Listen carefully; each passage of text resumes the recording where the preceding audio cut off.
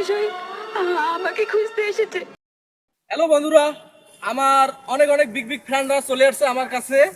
এ এ- এ ভাই আসছে সুদূর জলঢাকা থেকে আমার সাথে সাক্ষাৎ করার জন্য। এ ভাই আসছে ঠাকুরগাঁও থেকে, এ ভাই আসছে পঞ্চগড় থেকে, এ ভাই আসছে কুড়িগ্রাম থেকে, লালমনিরহাট কুড়িগ্রাম থেকে। আর এ ভাই আসছে বেশি দূরে না, এ ভাই আসছে খানসামা থেকে। হ্যাঁ, সকলেই আমাকে খুবই সাপোর্ট করে, সকলে আমার বিগ বিগ ফ্রেন্ড।